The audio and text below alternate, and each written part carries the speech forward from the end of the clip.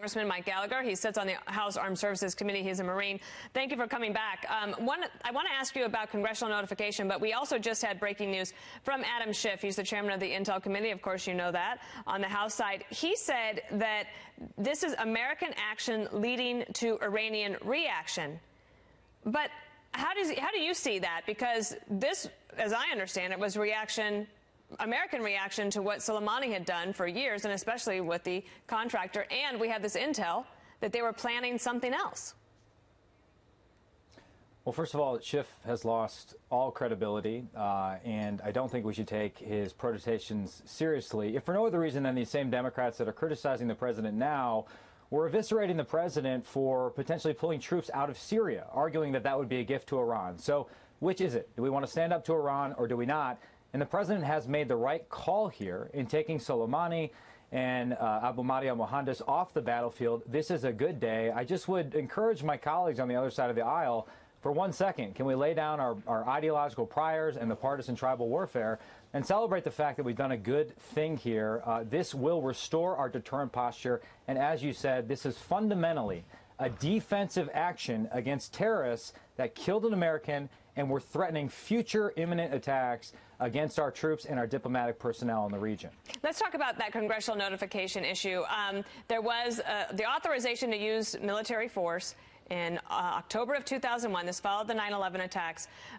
There has been debate over the years since on whether Congress should do a new authorization to use military force, if it is even necessary. People have different opinions on that. I'll put my opinion to the side and let me ask you, what do you think needs to be done from a congressional angle, or do you think that the administration has the authority that they need?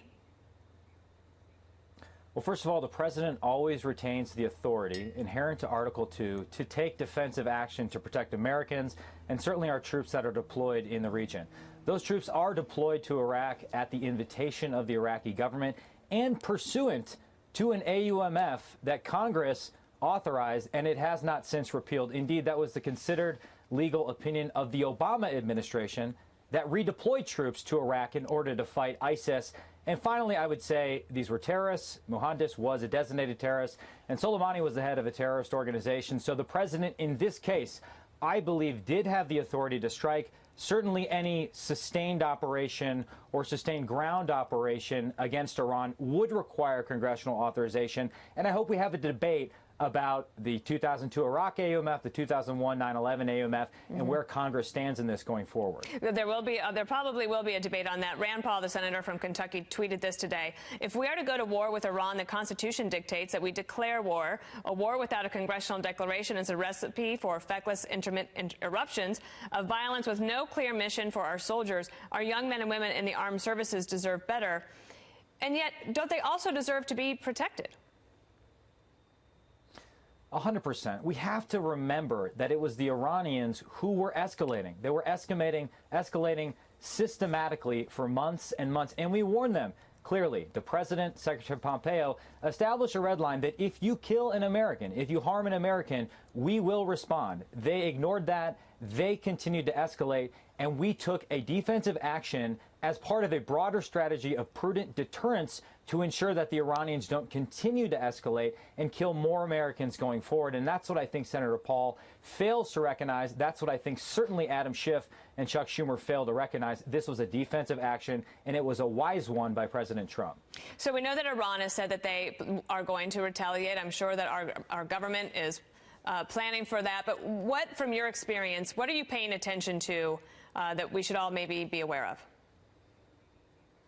Well, I think we should be paying attention to what's going on inside of Iran itself. The supreme leader must know that he cannot afford a war with America. We are the superpower. They are a middling, struggling regional power that is exceptionally weak economically and domestically, politically. He occupies an increasingly tenuous position. There are massive protests going on in Iran right now and across the region. And so that's what I'm primarily paying attention to. Now, of course, we must be prepared for the threat of escalation. Iran has consistently lashed out through proxies. We have to be prepared to respond to that. But my hope is that ultimately, having tried and failed with giving Iran billions of dollars to accommodate them, this new approach of standing up to them, historically, as we did when Reagan came into office throughout the 80s and when they backed down in 2003 under Bush 43, we will see the Iranians once again back down in the face of American power. Congressman Mike Gallagher of Wisconsin, thank you.